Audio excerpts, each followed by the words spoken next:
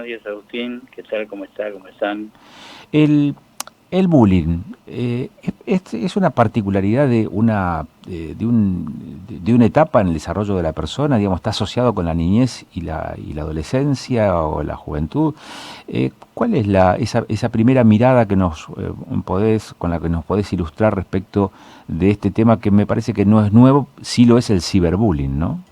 Mm, Bueno, dos cosas. Primero, el bullying está asociado con la infancia, generalmente porque la mayor incidencia del bullying, de acuerdo a las investigaciones actuales, es a los 11 años de edad.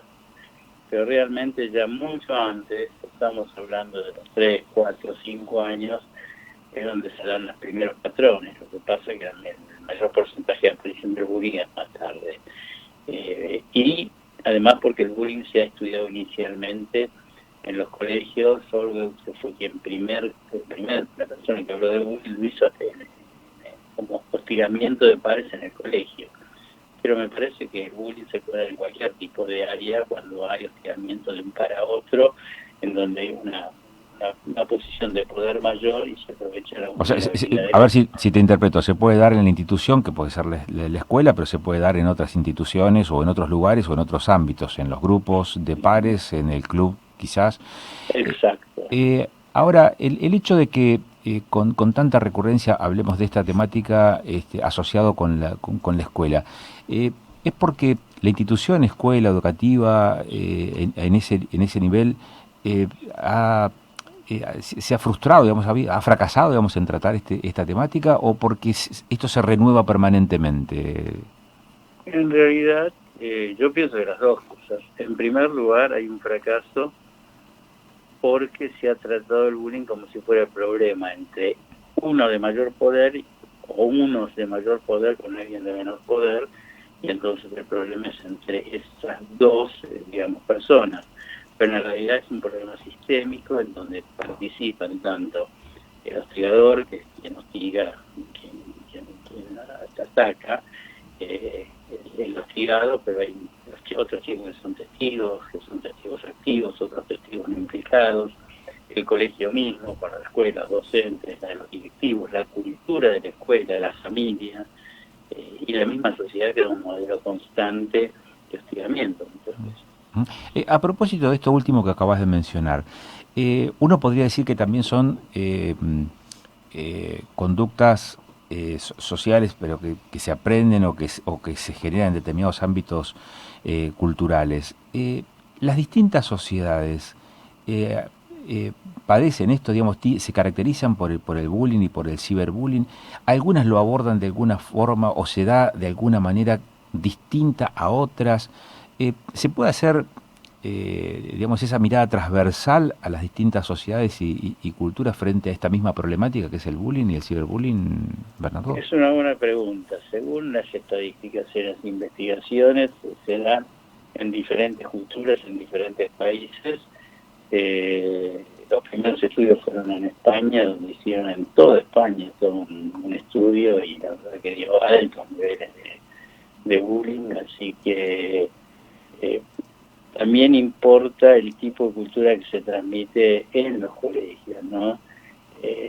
Yo te dije, digo, el abordaje generalmente suele ser contingente, o sea, sobre los efectos, y no hay toda una cultura de enseñanza en los colegios que está vinculada con la comunicación, las conductas prosociales en cuanto a ayudar, cooperar, compartir, cómo resuelven los colegios los conflictos de forma pacífica, con diálogo, cómo desarrollan los valores ético-morales, cómo se desarrolla la empatía, qué pasa con la autoestima, cómo manejan las emociones los chicos, cómo las gestionan, cuál es el respeto no de las diferencias que hay en los colegios y en las familias, por supuesto, y por supuesto en la sociedad.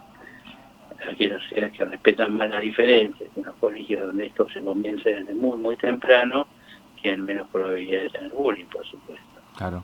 Recién te preguntaba respecto a las distintas sociedades y hacia adentro, en nuestro país, las áreas geográficas tienen sus particularidades. Uh-huh. Las grandes ciudades tienen ciertos patrones que no son los mismos que en las áreas tal vez menos densamente pobladas, sectores culturales qué sé yo, con más historia, no sé, el noroeste de nuestro país o la Mesopotamia respecto del sur de la Argentina, hacia adentro y esta mirada hacia el interior del país. ¿Ustedes qué datos, qué información manejan? ¿Cómo podrías trazarnos un mapa de esa, digamos, a partir de esta realidad y lo que nos pasa a los argentinos? Es una buena pregunta eso. Nosotros evaluamos todos los papers y no hay muchos papers de investigación en el país. Lo que sí hemos hecho una investigación, la primera que hicimos en 2008 también evaluamos, por lo menos dentro de nuestro país, si era en la provincia o en la capital, si los colegios eran confesionales o no, si eran de turnos completos o no. Eso sí lo podemos evaluar y entonces se ha visto que aquellos colegios que realmente no tienen, digamos, los colegios de menor recursos económicos, existe el bullying también que aquellos de mayor recursos económicos. Lo que pasa es que existen diferentes tipos de bullying. Mientras en los colegios de mayor recurso económico, el bullying, la violencia es más sofisticada, más ironía, más sarcasmo, más ignorancia. En los colegios de menores recursos y de menores recursos intelectuales, el bullying suele ser más agresivo, las famosas palizas y ese tipo de cosas, ¿no? Sí, Bernardo, Sí. ¿cómo condiciona, o cómo, no es cómo condiciona, sino cómo moldea el perfil de las personas, tanto de aquel que ejerce, digamos que hace bullying, como aquel que padece el bullying? ¿Cómo ha ido, cómo se ha ido analizando, digamos, esa incidencia en el desarrollo y en el crecimiento de las personas a partir de este tipo de situaciones? Bueno, eso es muy interesante. A veces tenemos que partir lo que nosotros vemos en nuestra experiencia, ¿no? También tiene que ver con la dinámica familiar y cómo se desarrollan, digamos, la comunicación en la familia, cómo son los límites, cómo son los niveles de agresión. A veces familias en donde hay modelos agresivos, el chico puede dentro de la familia tener un modelo de sometimiento, pero fuera de la familia, identificándose con el agresor, en este caso, se transforma en el agresor con otros chicos. Eso es lo que acabas de mencionar, es típico cuando papá o mamá y docente se encuentran y uno de los dos descarga, digamos, todo lo que pasa, no, su hijo es hiperactivo, es recontra intenso, pasa esto, lo otro, pero qué raro, porque en casa es todo lo contrario. Es casi lo que acabas de mencionar, de describir, ¿no? Y sí, bueno, a veces está la ley del gallinero. Ustedes saben que las gallinas, a veces como decía mi padre en la época cuando era terapeuta, decía que perdón la palabra, las Sí, gallinas hacen caca hacia abajo. Entonces sí. el de arriba agrede el de abajo, el de abajo agrede el de más abajo, el de más abajo agrede el de más abajo. Y eso es la dinámica que se va repitiendo en las familias y después en el colegio, donde se busca un agredido para no ser, El poder es transitivo. para uno no ser la víctima, ¿no? Claro, el poder es transitivo. Exacto, esa sería la frase exacta. Uh-huh. Eh, se ha Se ha asociado también el análisis, el estudio, digamos, de estas situaciones, por ejemplo, y la incidencia que ha tenido respecto de quienes ejercen a posteriori, ya en la adultez o en funciones de liderazgo dentro de una sociedad. No tenemos estudios al respecto, pero al revés sí podemos. En las sociedades donde el tipo de liderazgo es más autoritario, donde más agresividad, las posibilidades de... Eso va transmitiéndose también en la educación y las posibilidades de liderazgos autoritarios se repiten, ¿no? Así que de arriba hacia abajo sí, se ha estudiado y eso es bastante evidente. Uh-huh. Teniendo en cuenta cómo funcionan nuestras escuelas, los docentes, las docentes, requieren quizás una formación específica en estos temas para resolver situaciones de características de bullying o de ciberbullying. Es necesario que sean otros los que se incorporen a la institución educativa para intervenir en este tipo de situaciones. Se tiene que dar... Otra vez, esta es una pregunta muy interesante. Me parece que